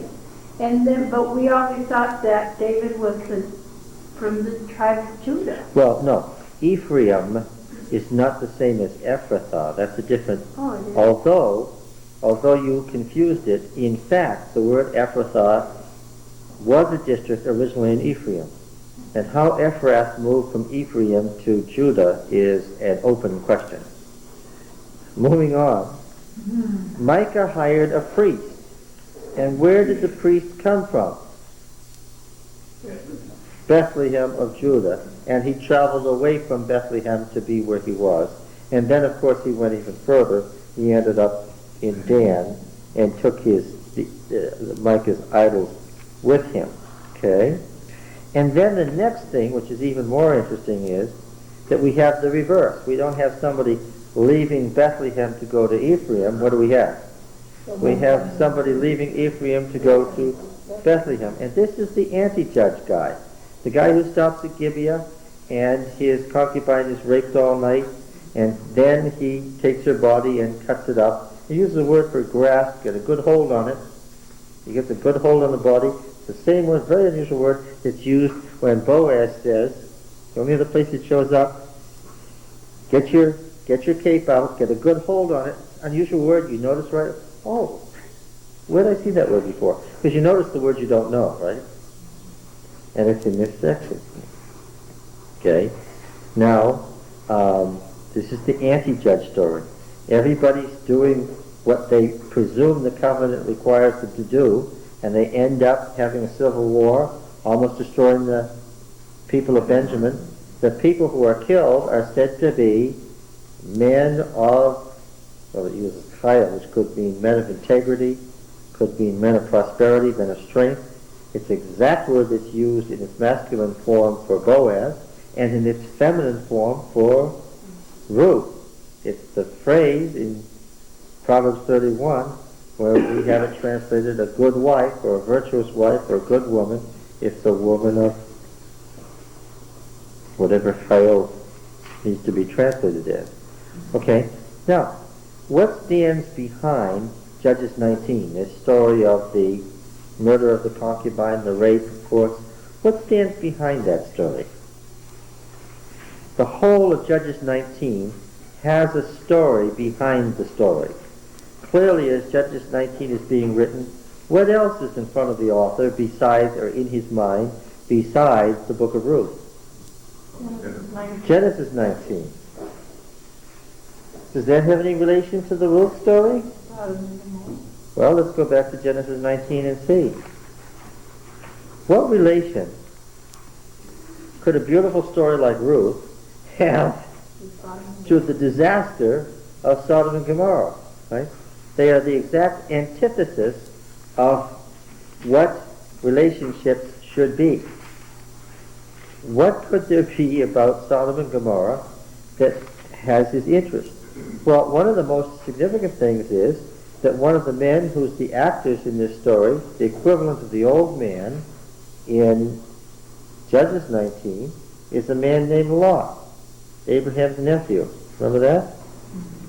And in due time, like Gibeah, the city is destroyed, and this is what happens. Verse 30. Now Lot went up out of Zoar and dwelt in the hills with his 2 daughters. For he was afraid to dwell in Zoar, so he dwelt in a cave with his 2 daughters. Somewhere there, those caves that face the Dead Sea in the Judean wilderness. And the firstborn said to the younger, Our father is old, and there's not a man on earth to come into us after the manner of all the earth. Meaning, like, there's a story behind this story. She proposes, let's have sex with our father so he can be fertile. Quickly think of she believes there's been a universal destruction. Think of a story that stands behind this story. No. Noah and what's his name? Who is Ham, the father of Canaan, who had sex with his father so that he could become fertile. These stories seem to be strung together, huh? Okay. Now then, how far back can we go in the book of Ruth? Do you think we'll end up with Adam and Eve? How far back are we going to go? Take a guess. When they're in that far corner of the threshing floor, who do they become? They're no longer Ruth and Boaz. They're the man and the woman. All the way through the whole story, they're just the man and the woman. And what have they become? They become Adam and Eve. All the way. You mean that to understand Ruth, you have to go back to Genesis 2? What's the answer? Yes. All right. Now then, what were we doing? The elder said, Our father is old, and there is not a man on earth to come in to us after the manner of all the earth. Come, let us make our father drink wine, and we will lie with him that we may preserve offspring through our father. The idea is to preserve offspring. Okay? So they made their father drink wine that night. I get this. The nearest living male relative, there had to be a law against this later, is the one who's supposed to raise up children. So this is the Levite marriage gone mad. So they made their father drink wine that night, and the firstborn went in and lay with the father. He did not know when she lay down or when she arose. Now, if you read the book of Ruth, you will know that this is virtually quoted word for word. And on the next day, the firstborn said to the younger, Behold, I lay last night with my father. Let us make him drink wine tonight. Then you go in and lie with him, that we may preserve offspring through our father. So they made their father drink wine that night also, and the younger arose and lay with him. He didn't know when she lay down and when she arose. Then both the daughters of Lot were with child by their father. The firstborn bore a son and called his name Moab. He is the father of the Moabites to this day. And interestingly, there's a great redundancy in the book of Ruth. She's constantly called what? We don't need to know this. We heard that the first time, but all the way through she's called what? The Moabitess. It's a big deal. She is the female representative of Moab. Yes, and there's going to be some issue about how we see Moab as to how we see Ruth. Okay, so then Spring Festival, what do we expect to have at the Spring Festival?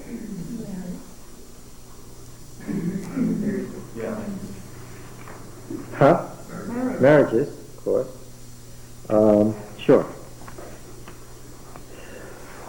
In origin, a northern or a southern story in origin?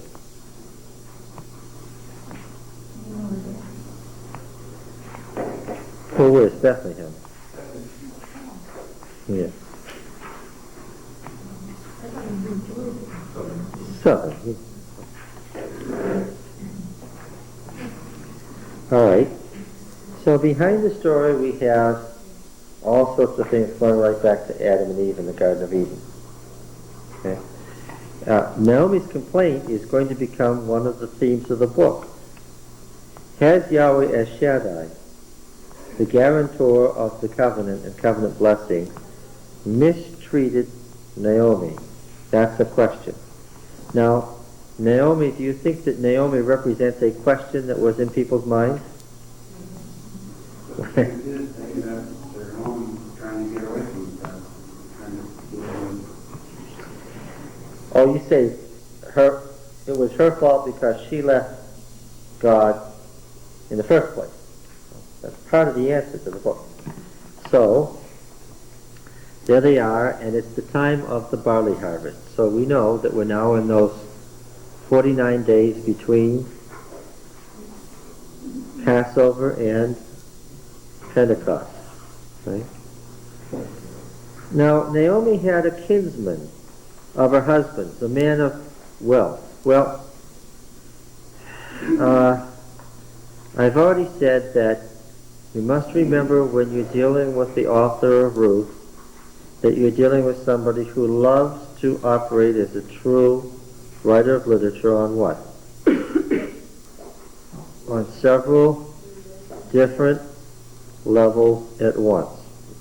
This word miyuda, based on the verb yada, to know.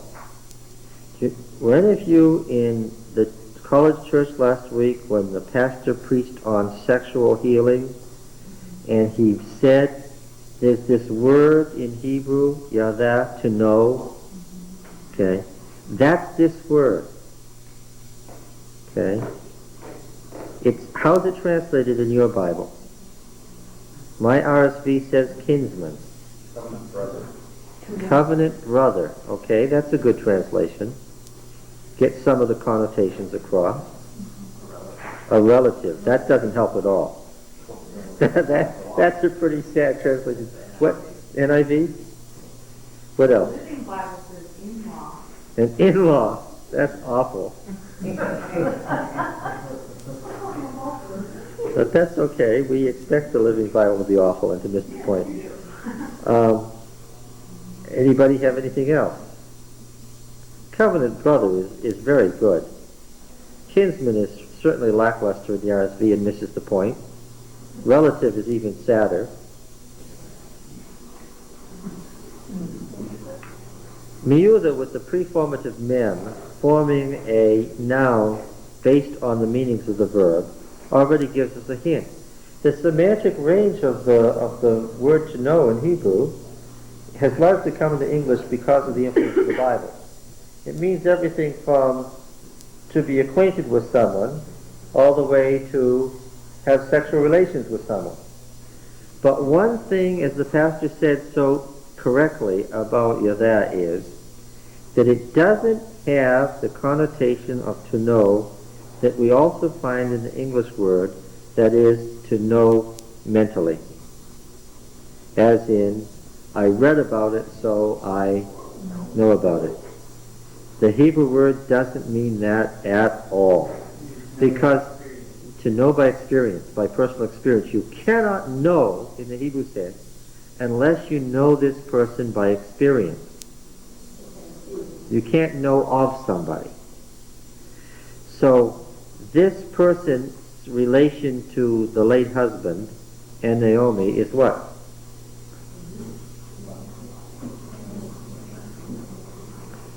Yes, and it means more than that. How does he belong to this circle of knowers? Well, he was the brother. What? He was probably the greatest landowner also. Yes, but that's not being a great landowner that makes him a Yehuda. Oh. And it's not merely that he lives in the same town. You have to experience a relationship, and remember it has to be a familial relationship, because the verb yada implies what? It implies family, blood ties. That's the very nature of it. This is someone who knows you, who is also what? Is a blood relative. Here is a circle of people who really know each other. They really know each other. How? They're family. They know, yes, intimately. That's an excellent way of saying what this implies. You imagine he's the patriarch of the family. He probably knows down if there is none of the others left. Now, he is a Ish Chayil. And we notice that these men of something, Chayil has the idea in Hebrew of life, of strength, of life-giving power. It's someone who possesses unusual vigor, strength, character, or ability. The irony is that in the appendix to Judges, it's all those good kind of men who are killed in the war with Benjamin. The bad guys who were the perpetrators weren't killed. What he's saying is that ironically, in their misconception of the covenant, who did they kill? They killed the very best people in Benjamin, the men of Chayil. Again, Proverbs 31. I can't say this often enough. Everybody who's ever heard of the Bible has run across Proverbs 31.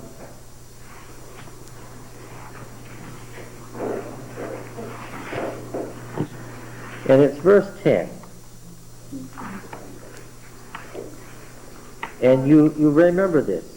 A good wife who can find. Is that what your translation says? Does anybody have anything other than good wife? Capable? What? A wife of noble character. This time I like the NIV translation. It comes close to the idea. Okay. There's one little catch, however. The woman described here is married, but the word doesn't necessarily mean wife. It means woman. Well, virtuous woman is King James, but virtuous doesn't begin to come close to what Chayil means. It often in Judges meant someone who was a knight, like Jephthah, who had his own weaponry and his own army. He was a man of Chayil. What does it mean there? A man of great military power and of doubtless physical strength and charisma. I have a version that says a wife with strength of character. With strength of character. Well, that's pretty good. As long as you know it's a woman of strength of character. A woman of unusual life. Life force. Can I say it that way? Whatever makes a person successful, Boaz has it in the book of Ruth, and one other person has it in the book of Ruth. Ruth has it. Naomi doesn't have it. Whatever it is, she doesn't have it. She goes along in Ruth's wake, and so do the other people. The men of the city go along in Boaz's wake, but who really is moving the thing? The two chief characters. And why can they do that? Because they are this kind of person. Okay, what can this kind of person do here, who's more precious than jewels? Well, what does she do? Essentially, she does what? Can do everything. She does everything. She does whatever she pleases to do, and when she does it what? Well. Are there really people like that? I'm sad to say there really are. They leave the rest of us feeling unhappy, but that's the way it is. There are those people who can pretty much put their hand to anything and succeed at it. Okay? And what's important here is this exact term that we find in verse 10. We find that exact term in Ruth. Boaz says at night, when she comes to him at night, I'll do for you what you want because all my people know what? All my people know that you are Asher Chayil. Whatever this phrase means in Proverbs 31:10, that's what Ruth is. Okay? Which is why the book of Ruth was placed after Proverbs in the writings in the Hebrew canon. Because she's the illustration of what Proverbs 31 was about. But of course the Deuteronomist placed it here for his own purposes because we're on our way to the Davidic Empire. Okay.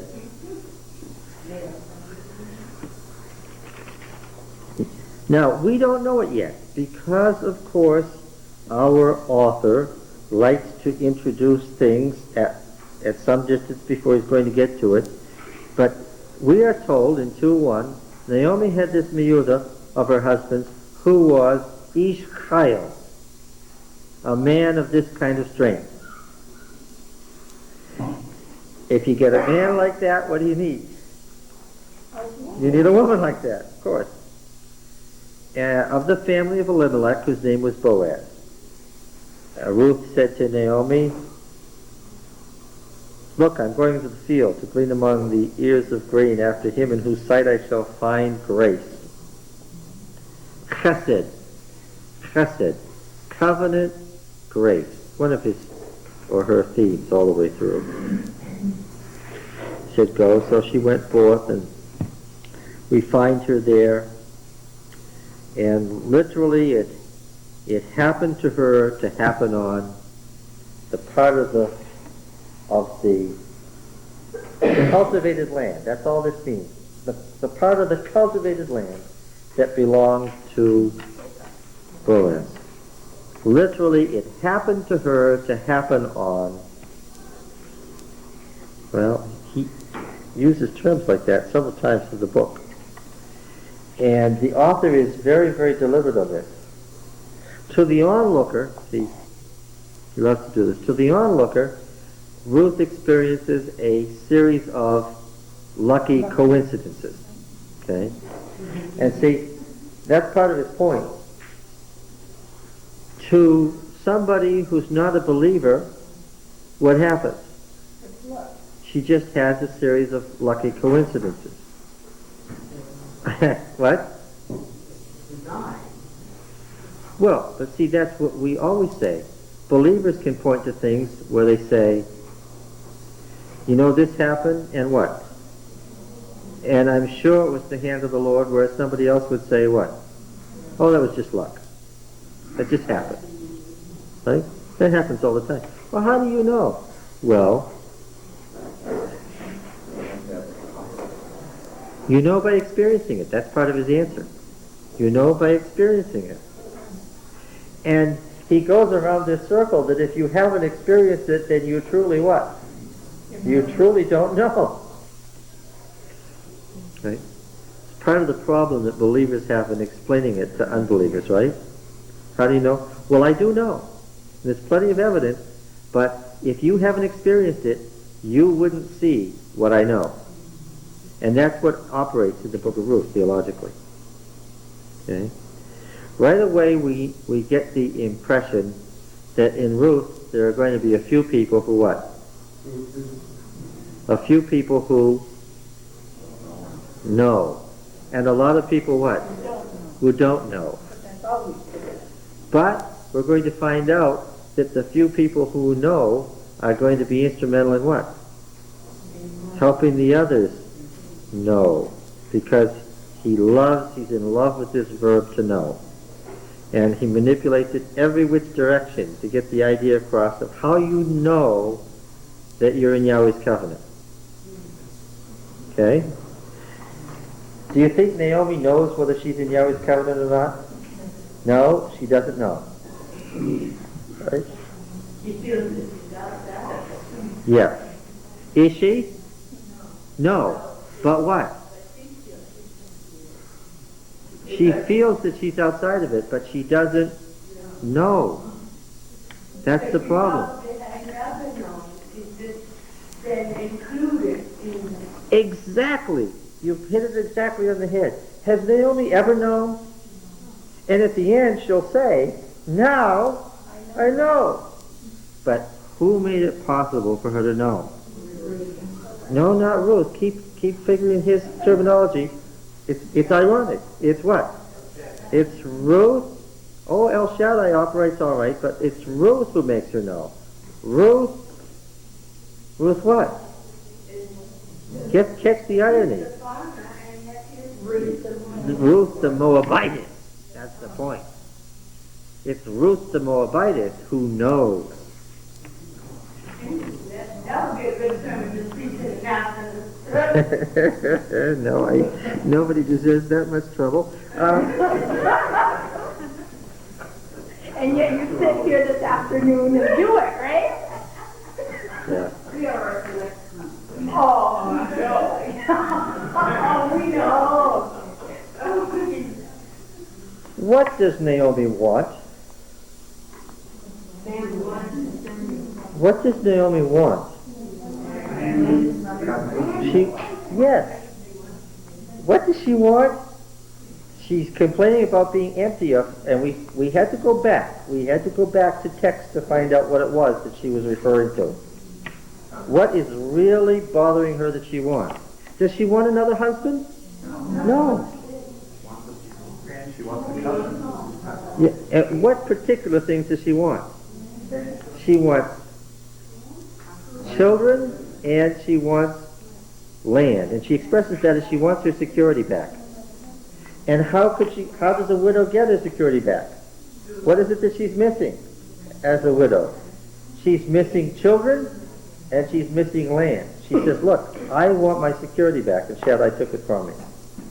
She wants land and children. No, she doesn't get grandchildren. I heard somebody say that. That's not true. Under the Levirate system, what does she get? She gets children. This kid is legally what? Hers. And it specifically says the child is what? Because, as we're going to study, we'll see that Levirate marriage makes the child legally a double descendant. He's legally the descendant of both families now. So, of course, that child, what's that child going to end up with? Everything. Yes, that's right. Now, there's something very strange in the story, too. Well, they don't say that Boaz is currently married at all. Oh, there's something very strange about Boaz. Very, very strange about Boaz. He's a wealthy bachelor. Yes. What? No. The author isn't being coy. He's odd in that what? He has, yes, he's a man of character, but he's unusual because what? He has no wife. He has no wife, which makes you think, yeah, it does. Wait till we get to chapter 3 and 4. You know what? Somehow, when he was at the marrying age as a youth, he missed getting married. And now, what? And he's thinking of himself as what? And a young woman who's of marriageable age, he says, wouldn't want to marry him. Who would such a woman want to marry? A young man. A young man. The chosen ones, he says, using the term for the bridegroom. The chosen ones. He says to her, you didn't follow after the chosen ones. He's struck right away with what? He hears about her, and he says he's heard about her. He meets her, and what's he struck with? Her character. He says, in effect, words that are too obvious to be missed, I've never met someone like you before. And right away, what do we know? What is he thinking? But of course, what does he know? That she what? She's a available young woman. She will get married, and who will she marry? One of the young chosen ones, right? And so he says, may we put you under his skirt, which is a double entendre for what? Okay. Put you under his skirt, put the cover of your skirt. We found that all the way through Deuteronomy. That's a phrase for sexual intercourse. Okay. What would he like to have, whether he's conscious of it or not? Her under his skirt. He would like to have this woman of character as a wife. Yes. Now it's interesting. What does she want? She wants a couple of things. What does she want? She wants security for Naomi. She says it over and over again. She wants some way to find security for Naomi. Does she necessarily want another husband? Well, you know, she had a husband, and she had a husband who was a young man. And interestingly, and this happens sometimes, how did he turn out? You know, Boaz says, you know, I've heard of the chesed that you showed to the dead, and he uses the plural, meaning she showed covenant love to the dying father-in-law and to the brother-in-law and to the husband. One after another, Naomi has said, who really took care of these three dying ones? She did. Naomi can't say enough good about Ruth, but she just doesn't have whatever it is that Ruth has. Okay? Ruth had this husband. He was young, and what was he? He was infertile and disappointed. Right? And something has happened, interestingly. What is she not after? She's not after another young man. Very ironically and interestingly, what does she want? She wants a man who can provide security. And so, when the richest man in the city, who's a man of strength and life force, who's doing all the acting, is the only other person acting in the story besides her, she looks at him and says, what? There's a husband I could like. There's the security I could have. And interestingly, when they marry, after this long, useless marriage of 10 years and her husband dies, slowly fades away, a husband whose name is Little Vessel. This is not a good sign, right? And what does Boaz mean? Oz means strength. Boaz means someone that strength has entered into. The very name means a man whose strength has entered into. And that's the only meaning. Okay. She looks at a man and she sees him as, surprisingly to him, as strong, virile, secure. This is the richest man in town. Maybe he is all of those things. We get the impression he didn't become that way by accident, right? And he will do, right? But of course, and as soon as they marry, what happens? Suddenly, everybody living up to their billing, what? There's the child, and it becomes Naomi's child and their child. Right? What did the women in the village say when they contemplated this marriage? May you be like, oh, there's the other story. May you be like what? Yeah. Tamar, who? Oh, Tamar. Better reread Genesis 38, because it's in everybody's mind, including the authors, as he writes.